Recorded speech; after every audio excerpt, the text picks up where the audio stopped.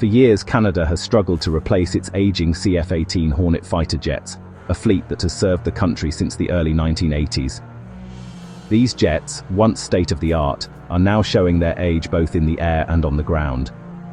The aircraft are increasingly outdated and costly to maintain, with spare parts growing scarce and maintenance crews working overtime just to keep them operational. The need for a modern replacement has become urgent, not just for national defense, but also for Canada's role in international alliances. After a long, contentious process filled with political debate and shifting priorities, the government finally selected the American-made F-35 Lightning II in 2022, signing a $27 billion deal for 88 advanced jets. Production began, and detailed maintenance plans were set in motion, seemingly bringing an end to the years-long saga and promising a new era for Canada's Air Force. But by late 2025, diplomatic tensions with the US under the Trump administration cast doubt on the deal's future, raising concerns about reliability and long-term cooperation. Ottawa began quietly searching for alternatives, wary of relying on an unpredictable ally and determined to safeguard its own security interests. This uncertainty gave Sweden's Saab, runner-up in the original competition, a new opening to re-enter the conversation and present their Gripen fighter as a viable alternative. Saab and the Swedish government launched a renewed push, knowing they needed a bold move to change the debate and win over Canadian decision-makers. Their efforts set the stage for a dramatic twist that would upend Canada's entire fighter jet replacement plan, introducing new questions and possibilities for the country's future defense. The story was far from over, and the next chapter would prove even more unpredictable. In December 2025, during a high-profile Swedish royal visit to Canada, the world's attention was fixed on Ottawa. The event was more than just a diplomatic formality. It set the stage for a major announcement that would send shockwaves through the defense and aerospace industries. At a packed press conference, Saab unveiled a radical new proposal that went far beyond expectations.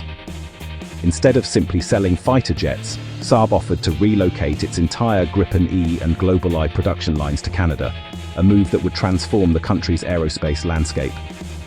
This unprecedented offer promised to create over 12,000 high-quality jobs, revitalize local communities, and build a self-sustaining aerospace industry, directly addressing long-standing concerns about Canada's hollowed-out defense sector and lack of domestic manufacturing. The deal included not just full-scale manufacturing, but also advanced software development and engineering opportunities for Canadians, along with a robust, homegrown Canadian supply chain that would support the entire project for years to come. Saab framed the deal as a true partnership between equals, emphasizing collaboration and shared benefits, rather than a simple purchase from a foreign superpower.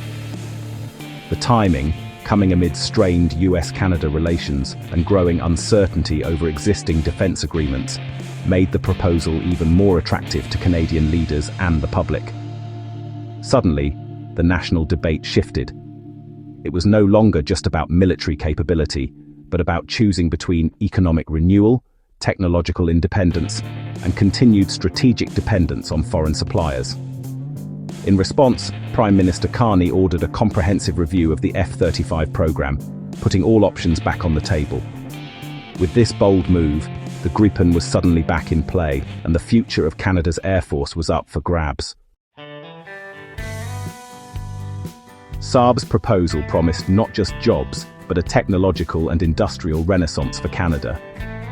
Unlike the F-35 deal, which offered limited, uncertain work, Saab guaranteed technology transfer and long-term contracts for Canadian firms. Industry Minister Melanie Joly championed the offer, seeing it as a chance to rebuild Canada's aerospace sector. The package included production of the Global I surveillance aircraft, giving Canada a capability it currently lacks. Critics warned the plan would require massive investment and questioned Saab's ability to deliver. Untangling the F-35 contract would be costly and diplomatically risky. The government faced a tempting but risky proposition. Just as support for the Gripen was reaching new heights, a leaked classified report from the original fighter jet competition suddenly hit the media, sending shockwaves through the defense community and the public alike. The report revealed that the F-35 had scored an impressive 95% on military capability, while the Gripen lagged far behind at just 33%, according to the official evaluation. The gap in mission performance, upgrade potential, and overall technical advantage was stark, far wider than many had previously believed. The leak triggered immediate controversy and an internal investigation, but by then, the damage to the Gripen's momentum was already done.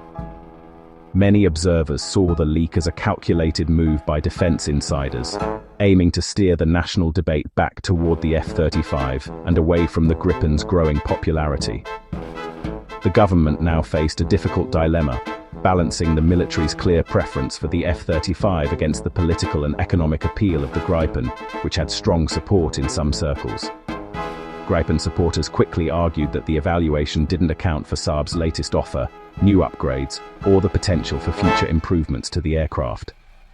Still, the numbers in the leaked report were hard to ignore, casting a long shadow over the Gripen's chances. For the first time, the public now fully understood the high stakes and tough choices involved in selecting Canada's next fighter jet.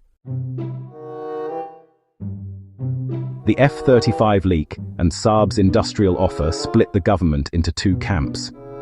Economic nationalists led by Minister Joly argued the Gripen's industrial benefits outweighed its performance gap, especially given US tensions. They saw the deal as a chance for economic independence and a revived aerospace sector.